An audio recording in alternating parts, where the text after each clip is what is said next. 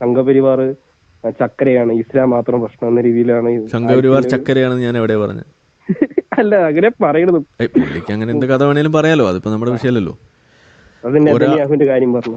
Netanyahu ഒരു മികച്ച നേതൃത്വം അവിടെ കൊടുക്കുന്നുണ്ട്. ഇപ്പോൾ പിണറായി വിജയന്റെ കാര്യം കോവിഡിന്റെ കാലത്ത് നമ്മൾ പറഞ്ഞില്ലേ, ഈ യുദ്ധകാലഘട്ടത്തിൽ നെതന്യാഹു അവിടെ എടുക്കുന്നത് വളരെ മികച്ച നേതൃത്വം തന്നെയാണ്. അവിടെയുള്ള വലതുപക്ഷം മാത്രമല്ല, ഇടതിലെ പല ആളുകൾ, കാരണം ഞാൻ അവിടെ പോയി വിസിറ്റ് ചെയ്ത ആളാണ്. നമ്മൾ അവിടെയുള്ള പല ആളുകൾ, അതായത് ഹോസ്റ്റേജ് സ്ക്വയർ എന്ന് പറഞ്ഞിട്ട് അവിടെ ഒരു സ്ക്വയർ തന്നെ ഉണ്ട്. ആ സ്ക്വയറിൽ പോയി കഴിഞ്ഞാൽ അന്ന് നമ്മളവിടെ ചെല്ലുന്ന സമയത്ത് ഈ ഹോസ്റ്റേജ് ഡീലൊക്കെ തുടങ്ങിയിട്ടേ ഉള്ളൂ, കുറച്ച് ആളുകളൊക്കെ വിട്ടു തുടങ്ങിയിട്ടുള്ളൂ. അപ്പോൾ അന്ന് ഏതാണ്ട് 100-100ഓളം ആളുകൾ ഹോസ്റ്റേജ് വീണ്ടും അവിടെ വിട്ട് കിട്ടാൻ ബാക്കിയുള്ള സമയത്താണ് നമ്മളവിടെ ചെല്ലുന്നത്.